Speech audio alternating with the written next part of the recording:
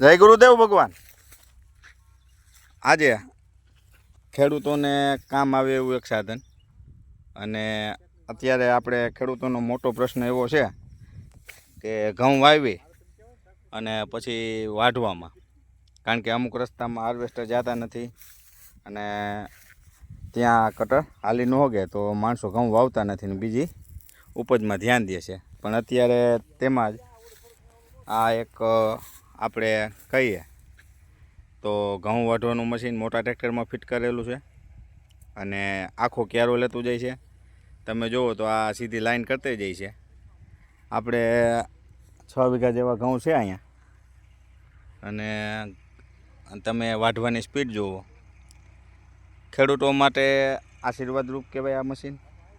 સાથે સાથે નવા કોઈ ખેડૂત હોય અને ધંધો કરવાનું કે ખેતી કામમાં રૂપિયા કમાવાનું વિચારતા હોય તો એના માટે સારું છે આ મશીન, કારણ કે આમાં પૂરા નથી વળતા ભેગા, પણ લાઈન કરતા જાય, પૂરા હાથે વળવાના છે। પૂરા વારવાના મશીનમાં આપણે એવું સાંભળ્યું છે કે હાઈડ રહી જાય, એમાં ક્યાંક ક્યાંક છોડવા રહી જાય છે, એટલે થોડુંક ગોબરું કામ થાય। પણ તમે આ જોઈ શકો છો, એકદમ ચોખ્ખું સરસ કામ થાય છે અને ઘઉં વાઢવામાં ઉતરાવે એવું છે। ઘઉં વઢાઈ જાય એટલે ખેડૂતનું મોસમમાંથી 25% કામ તો નીકળી જાય અને આમાં વારે નથી લાગતી, માણસો જાજા જોઈ નહીં, પછી વાહે ખાલી 4 થી 5 જણા પૂરા વારવાવાળા હોય તો થઈ જાય।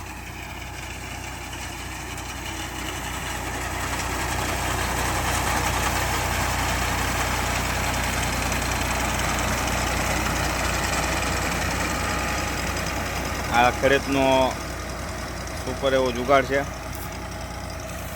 પોપલર પાછળ પુલી ફિટ કરી દીધી છે, આગળ પાઇપ જોડે કટર હાલે છે, અને તમે ખાલી સ્પીડ જુઓ અને આ કટિંગનું કામ જુઓ। તમે જોતા હો છો કે ઘઉં પડે છે, પણ હવે અહીં તમે જુઓ આમાં ક્યાંય આપને એવું બગાડ દેખાતો નથી કે આપણી ડુંડિયું રહી ગઈ છે કે વાઢવાના રહી ગયા છે, એકદમ ચોખ્ખું છે। હા, એવું નથી કહેતો કે હાવ ચોખ્ખું જ થાય કે કોઈ રહી ન જાય, ક્યાંક કોક રહી જાય।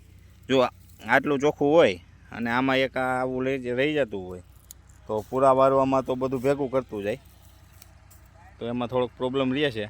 બાકી આ વસ્તુ બહુ સારી છે, અને અત્યારે આનો ભાવ હાલે છે વીઘાના 1000 રૂપિયા। ખેતરમાં ઘઉં વાઢી દેવાના, એટલે આમ જોવો તો આપણે પહેલાં ઘઉં વાઢવાના કાઢી દેવાના 7 મણ 8 મણ 9 મણ જેવી મજૂરી હાલતી એવી, પણ આ તમે જુઓ તો અત્યારે 500 રૂપિયા ભાવ ગણો ને તોય 1000 રૂપિયાનો વીઘો, એટલે 2 મજૂરી જોઈ વીઘામાં।